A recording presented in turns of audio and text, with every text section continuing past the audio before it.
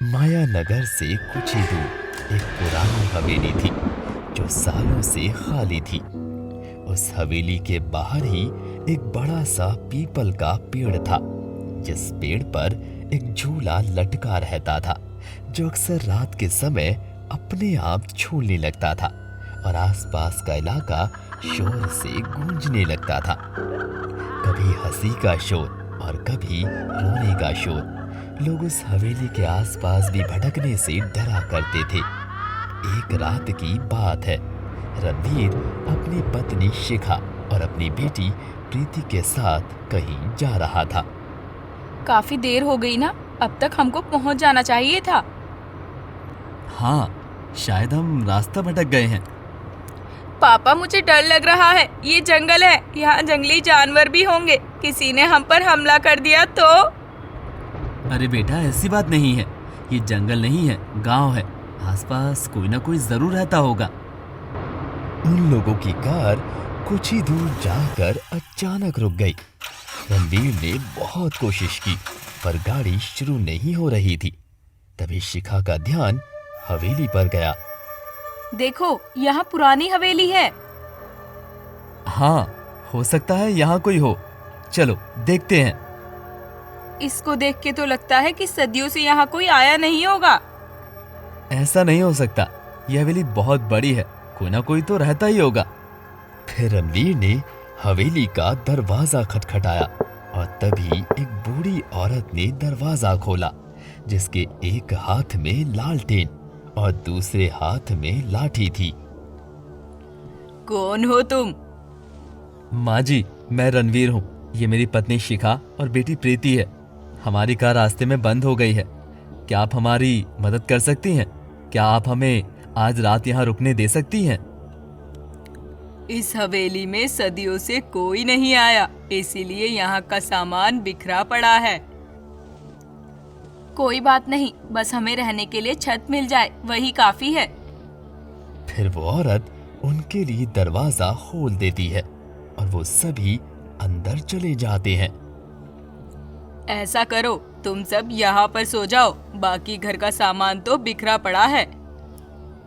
उन्हें बाहर लाउंज में सोने का कहकर वो औरत लालटेन उठाकर उनके पास रख देती है और वहां से चली जाती है। कितनी अजीब औरत थी। हाँ, मगर जो भी है, हमें रहने के लिए छत तो दी ना। अच्छा प्रीति, तुम सोफे पर सो जाओ और आप इस कुर्सी पर सो जाइए, मैं नीचे लेट जाती हूँ। फिर वो सब सोने लगते हैं।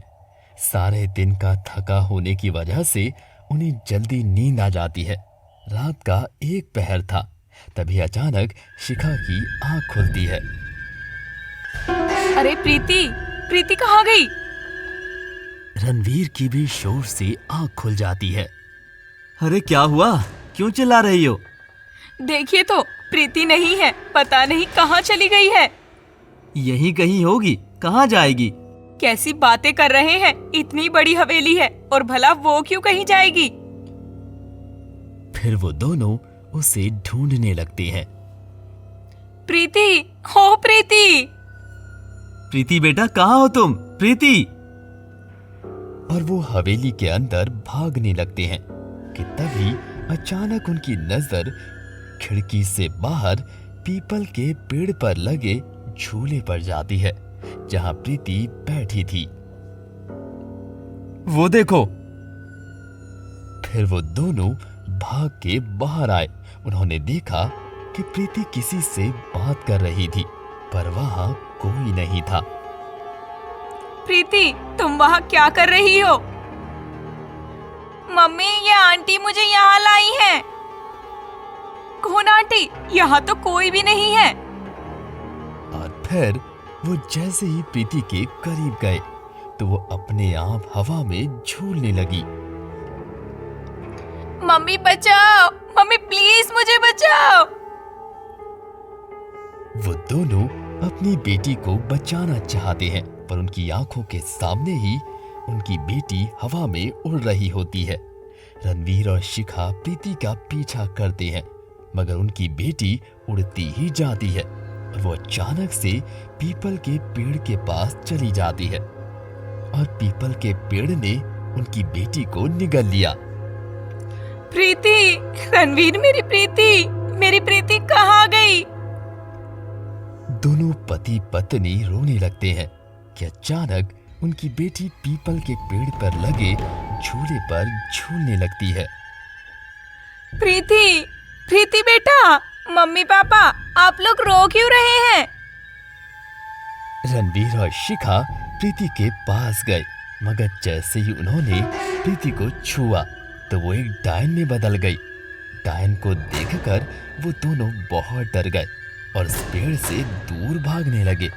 वो दोनों भागते भागते हवेली के अंदर चले गए और डायन भी उनके पीछे उड़ती हुई हवेली के अंदर आ गई।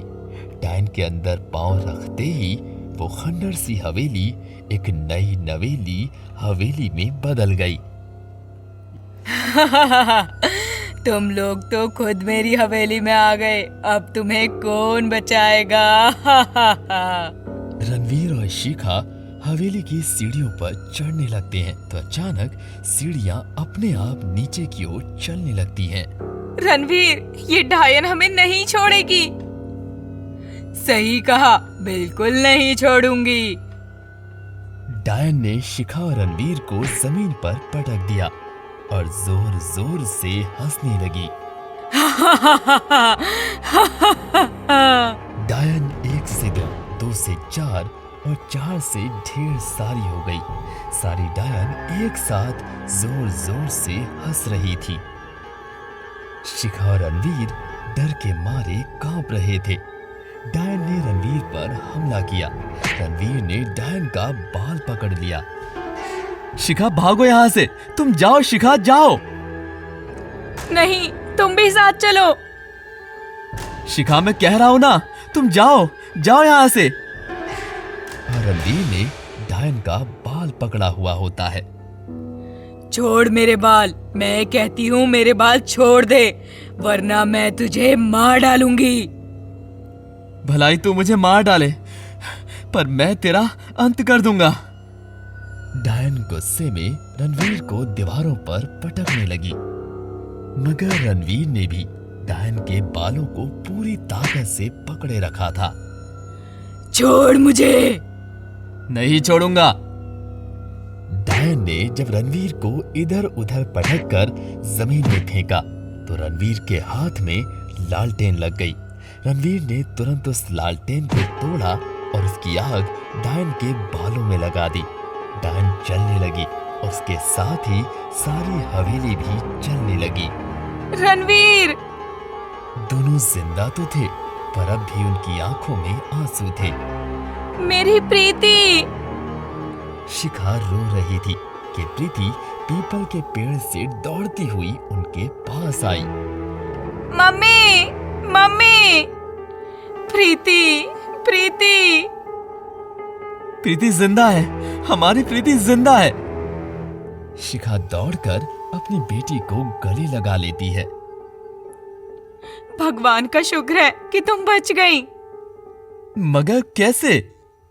मम्मी, वो पेड़ मुझे दबा रहा था और मेरी सांस बंद हो रही थी कि तभी उस पेड़ में आग लग गई और मैं छूट गई। रणवीर, शिखा और प्रीति तीनों बच गए। रणवीर ने बड़ी बहादुरी से डायन का मुकाबला किया और उसे मार डाला, क्योंकि डायन की जान उसके बालों में होती है।